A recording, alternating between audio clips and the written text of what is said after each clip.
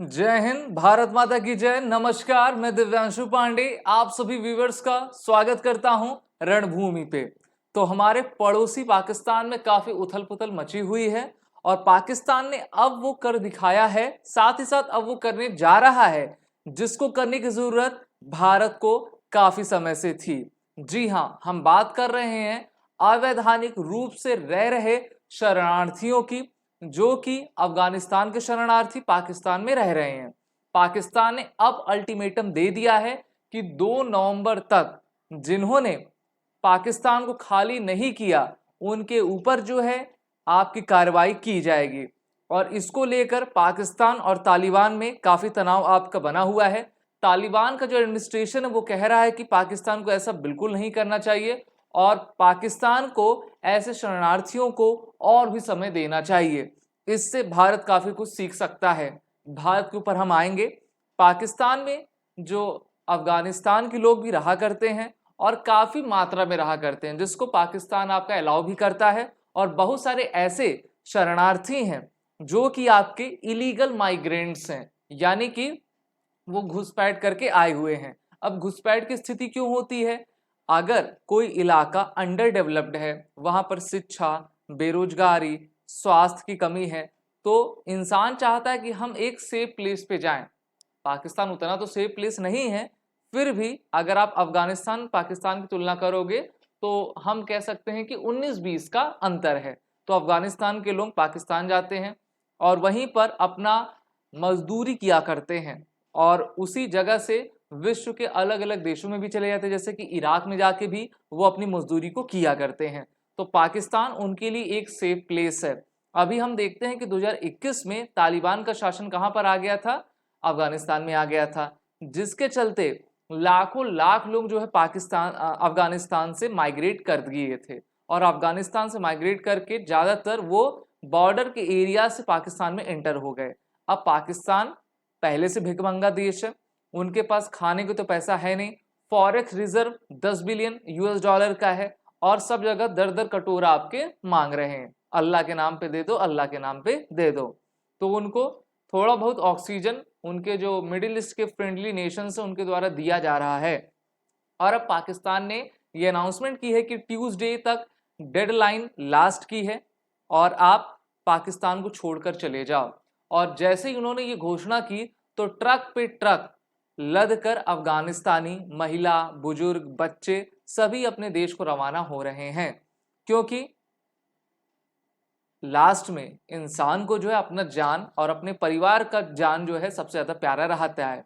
अब देखिए, बात करते हैं पाकिस्तान में रह रहे अफगानिस्तानी रिफ्यूजीज की। तो इनकी जो संख्या है, टोटल बात करें तो 4 मिलियन है, यानी कि 40 लाख लोग हैं, जिसमें 1.7 मिलियन अर्थात 17 लाख ऐसे अफगानिस्तानी जो कि अवैधानिक रूप से वहां पर रह रहे हैं। और पाकिस्तान की इकोनॉमी को सबसे ज्यादा सेटबैक लग रहा है। इकोनॉमी को तो छोड़िए, इकोनॉमी तो पहले से उनकी भट्टे में बैठी हुई है। उससे ज्यादा पाकिस्तान में अभी जो लगातार 14 बॉम्ब अटैक हुए हैं, टेरर अटैक हुए हैं, पाकिस्तान का कहना है कि ये अटैक मेनली तालिबान के आतंकवादियों के द्वारा करवाया गया है। इसमें अफगानिस्तानी नागरिक हैं, इसीलिए हम सिक्योरिटी कंसर्न को ध्यान में रखते हुए इस फैसले को अब 2 नवंबर से लागू करेंगे। अब देखिए, जब पड़ोसी हमारा अपने सिक्योरिटी को लेकर इतना चिंतित है तो भारत को क्यों नहीं होना चाहिए। हम जानते हैं कि भारत अपने 73 लाख स्क्वायर किलोमीटर एरिया पहले हमारा था अखंड भारत के रूप में, और अब 33 लाख स्क्वायर किलोमीटर आपका बचा हुआ है, क्योंकि हमने बहुत सारी जमीन ऐसे दे दी। ऐसे दे क्या दी? हमारे एक प्रकार से नाकामयाबी के रूप में हमारी जमीनें जा चुकी हैं। वहीं पर अगर आप इस मैप की बात करोगे तो ये जो रेड लाइन बीच से जा रही है वो अफगानिस्तान और पाकिस्तान का बॉर्डर है।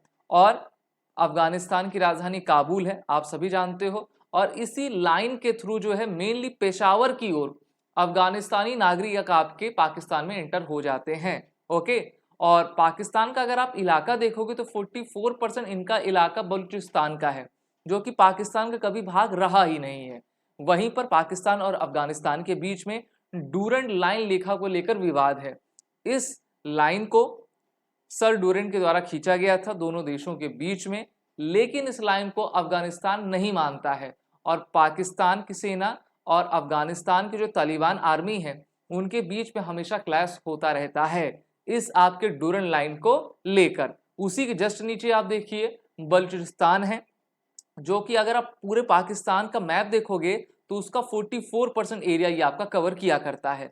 तो पाकिस्तान तो धीरे धीरे ट्रैक पर आ रहा है और वो चाहते हैं कि हम सिक्योरिटी से कंसर्न बिल्कुल नहीं करेंगे। पाकिस्तान का बस ये कहना है ना कि देखो हम दूसरे की सिक्योरिटी को थ्रेट देते हैं, तुम हमारे सिक्योरिटी को कैसे देख सकते हो ना। फिर आगे क्या कहेंगे, आमीन आमीन।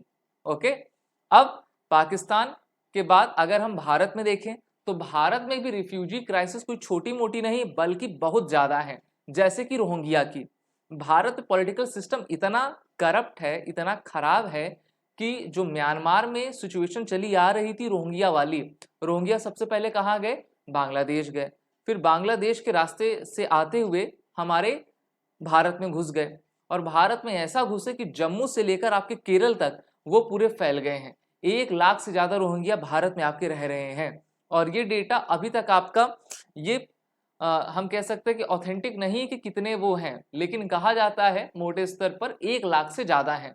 अब इससे दिक्कत क्या होगी, सब कहेंगे अरे 140 करोड़ भारतीय हैं, 144 करोड़ भारतीय हैं, उसमें 1-2 लाख लोग आ जाते हैं तो क्या होगा, बहुत कुछ होता है। दिल्ली दंगे 2020 का आपको याद होगा, इन्हीं रोहिंग्याओं के द्वारा किया गया था। ना ये पढ़े लिखे हैं, ये 1 नंबर के जाहिल, गवार, निरक्षर, बेहूदे हैं और ये हमारे देश में आकर हमारी रोटी खाते हैं और हम ही से जाहिलियत किया करते हैं, हमारी बहन बेटियों पर गलत निगाह रखते हैं और हमारी पब्लिक प्रॉपर्टी को आपका डिस्ट्रॉय करते हैं। इनके लिए किसी भी तरीके से रहम की गुंजाइश नहीं है। ये जिस देश में रहते हैं उस देश की सेना इनको मार के खदेड़ती है, क्योंकि रिपोर्ट तो आपने देखी होगी म्यांमार में क्या हुआ था। ये जो रोहिंग्या मुस्लिम ग्रुप है ये वहां के बौद्ध लोगों को आपका मारा करते थे, जबकि बौद्ध वहां पे मेजॉरिटी में है। ये माइनॉरिटी में रहते हुए भी जब ये कार्य कर सकते हैं तो जब ये मेजॉरिटी में आएंगे तो क्या होगा। इजराइल हमास का युद्ध आप देख ही रहे हो, छोटा सा गाजा स्ट्रिप जिसकी पॉपुलेशन महज 20 लाख 30 लाख और वो इजराइल पर आपका धावा बोल दी। इसी प्रकार से मैं कह रहा हूं कि पाकिस्तान ने जो किया है अपने सिक्योरिटी को बचाने के लिए अपने देश की, उससे भारत को भी सबक लेना चाहिए और इन रोहिंग्या को पकड़ पकड़ के पहले जो है भगाना चाहिए। नहीं भागे तो सीधा हिंद महासागर में बहुत जगह है, वहां पे इनको जगह दे दी जाएगी। भारत कहेगा जाके वहां पे रहो। साथ ही साथ अगर हम बात करते हैं, ये जो म्यांमार में रोहिंग्या हैं वो 1970 से लेकर अभी तक अलग अलग पूरे विश्व के कोनों में गए हैं। जैसे कि सऊदी अरेबिया में लगभग इनकी संख्या आपकी 20,000 के ऊपर है, यूएई में 10,000 है, आपकी पाकिस्तान में 35,000 है, बांग्लादेश में 1 लाख के ऊपर है, भारत में भी 40,000 कहा जा रहा है लेकिन इससे भी ज़्यादा है। ओके, और इसीलिए भारत सरकार को हमारा यानी कि रणभूमि का ये आग्रह है कि आप जल्द से जल्द एनआरसी के नियम बनाओ। भैया कब से बैठे हुए हो, 2019-20 में एनआरसी आया था, फिर आप जो है बार बार कह रहे हो कि अरे कोविड-19 आ गया, कोविड-19 आ गया। पूरी दुनिया से कोविड-19 चला गया है और मिनिस्ट्री ऑफ होम अफेयर्स में अभी कोविड-19 है। अभी इनके द्वारा एक बयान दिया गया था कि CAA वास्तविकता कंफ्यूजन में ना रहें, यानी कि CAA एक वास्तविकता है, कंफ्यूजन में ना रहें। अभी चुनावी बयान है, ये इम्प्लीमेंट कुछ नहीं कर पा रहे हैं, सिर्फ बोल रहे हैं। अरे भैया भारत की जनता को ये चाहिए कि हमारा खुद का एक नेशनल रजिस्टर हो और भारत ने जो CAA एक्ट लाया है उसके तहत पाकिस्तान में, बांग्लादेश में, अफगानिस्तान में जो हिंदू नागरिक हैं जिनको प्रताड़ना दी जा रही है उसको जल्द से जल्द भारत लाया जा सके और हम उनको भारत की नागरिकता दें और ऐसे घुसपैठिए जो रोहिंग्या हैं, बांग्लादेशी हैं, उनको मार मार के भगाया जाए। भाई ये कोई धर्मशाला नहीं है। भारत का विभाजन हुआ था, सबको अपनी अपनी भूमि मिल गई है। पाकिस्तान को हमने दे दिया है, बांग्लादेश को 1971 बना के हमने दे दिया है। वहीं पर रहो ना, अपनी सरकार से कहो, हमसे यहाँ पर आके क्या कह रहे हो। खाओगे यहाँ पे, यहीं पे थूकोगे, थाली में छेद करोगे और फिर जो है विक्टिम कार्ड आ जाएगा। जैसे सबके पास डेबिट और क्रेडिट कार्ड रहता है, इन जाहिलों के पास क्या रहता है, विक्टिम कार्ड रहता है। सीधा विक्टिम कार्ड दिखा देंगे फिर, और इनके जो शुभ चिंतक हैं वो कहाँ पे चले जाएंगे, यूनाइटेड नेशंस में, UNHRC में चले जाएंगे कि देखिए हमारे साथ ये जो है गलत व्यवहार किया जा रहा है, मानवता खत्म हो गई, भारत में डेमोक्रेसी नहीं है। हाँ नहीं है, जाओ।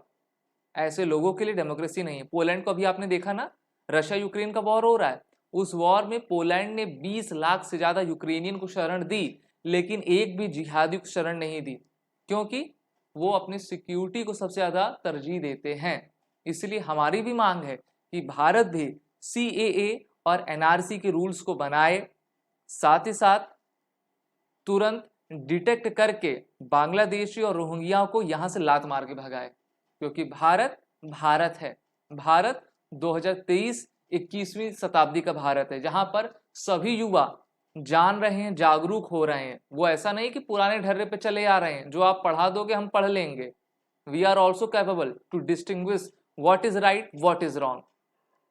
साथ ही साथ जो अखंड भारत का सपना भारत ने पहले से देख रखा है, अभी भी हम देखते हैं कि अखंड भारत होना चाहिए, तो अखंड भारत बनने का सपना रहना चाहिए। लेकिन उससे पहले हमको अपने इंटरनल मैटर्स को, इंटरनल सिक्योरिटी को और भी चाक चौबंद करना चाहिए, जिससे कि किसी प्रकार की घटना ना हो सके। अभी आपने देखा केरल में बम ब्लास्ट हो गया है, तो ये जिहादी जहां पे रहेंगे वहां पे नुकसान करवाएंगे। भैया इन लोगों को मार मार के भगाओ, इन लोगों को जो है कोरोना जैसी वैक्सीन दो, जिनसे रेडिकलाइजेशन इनका निकाला जा सके। ये कोई छोटी मोटी बात नहीं है, और इस पर जो है काफ़ी प्रयास करने की ज़रूरत है, और इनको मेन स्ट्रीम में लाना है। मेन स्ट्रीम में लाने से पहले हमको इतना सशक्त बनना है कि कोई भी आवाज़ जो कि देश रोधी गतिविधि को अंजाम दे, उसको हम नेस्तनाबूद कर पाएँ। आप सभी एस्पिरेंट, आप सभी व्यूवर्स रणभूमि के इस शो को, इस चैनल को सब्सक्राइब कर लें, और इस सेशन को आप सभी लाइक और शेयर करते जाएं। जय हिंद, भारत माता की जय।